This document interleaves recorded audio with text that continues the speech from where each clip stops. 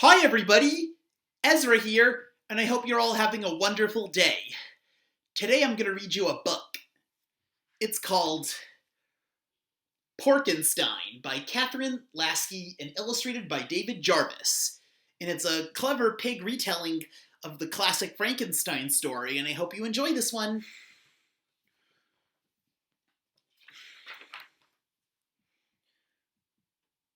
Dr. Smart Pig was a famous inventor, but he didn't have any friends. His two brothers had been eaten by the big bad wolf a year ago, and he had been very lonely ever since. Tomorrow is Halloween, he thought sadly. What fun is Halloween without any friends?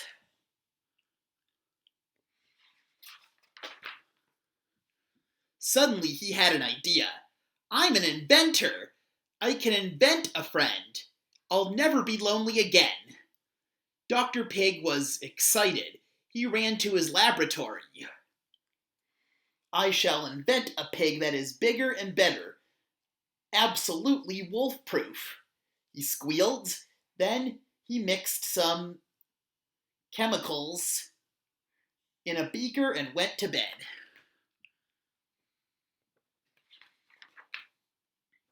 At dawn, Dr. Pig raced to his laboratory. The beaker glowed mysteriously. Then something leaped up and squirted him in the eye. Oh dear, cried Dr. Pig. Something's wrong. I've invented a pigfish. He put the pigfish into an aquarium and began to mix up a new batch of chemicals. This time with less salt. He put the beaker into an incubator to keep it warm, and off he went to weed his garden.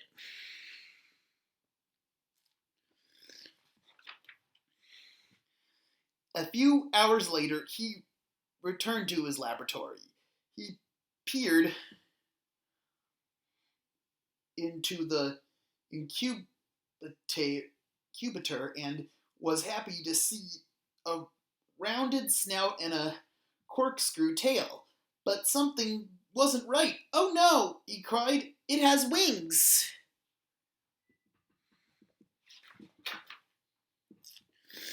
The creature oinked, flew off, and hung upside down from the ceiling. It's a pig bat, said Dr. Pig said.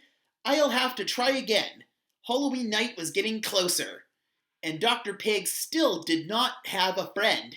He mixed up another batch of chemicals, and this time he hooked the beaker up to his electropigometer. At the last minute, he threw in a teaspoon of sugar.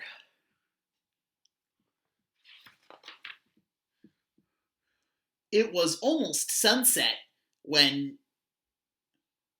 he heard loud grunts coming from the lab. Another creation had come to life. There on the table was the biggest pig he had ever seen.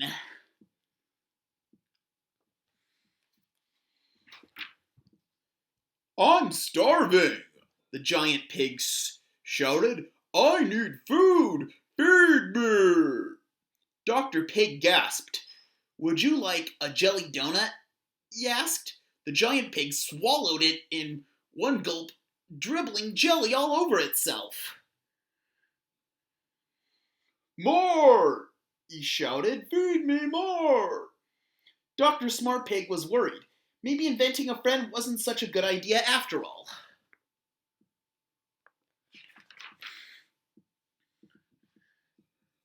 The new pig ate and ate and ate. He ate jars of jam and peanut butter and every bit of food in the house. Then he ate the garbage, including the can.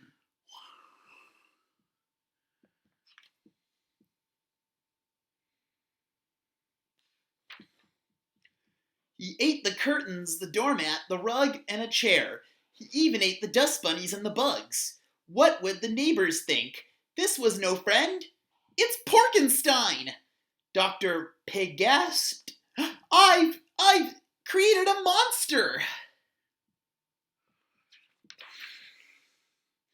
It did not take long for the stories about Porkenstein to spread. Soon everyone for miles around was talking about the enormous pig. The big bad wolf heard about the incredible hog, and he began to drool at the thought. Yum, yum, yum, he said to himself. What a meal.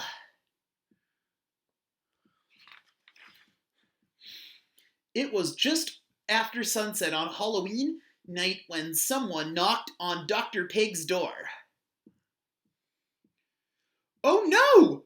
Our first trick-or-treater! And you've eaten all the candy! Dr. Pig began to cry.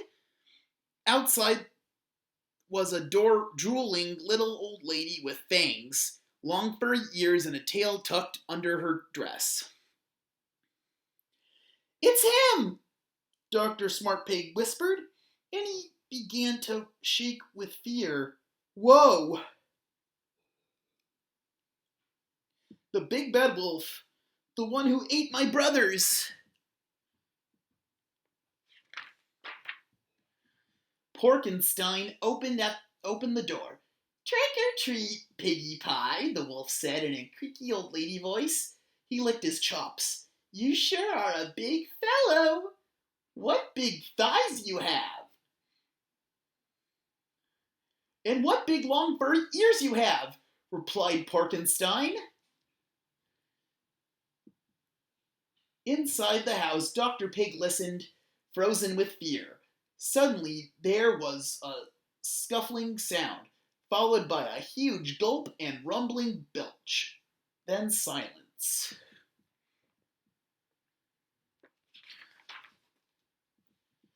Dr. Smart Pig peeked out the door.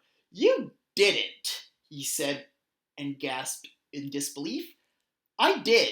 Porkenstein smiled, and a pair of empty boots stood where the wolf had been.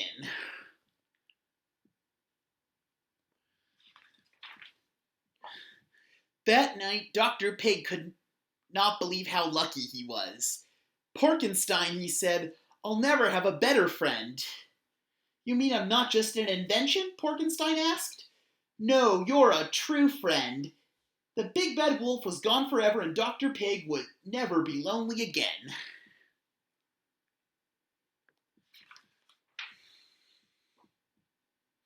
Now it was time for fun. I'm still hungry, said Porkenstein. Let's go trick-or-treating. So the two pigs put on costumes and off they went.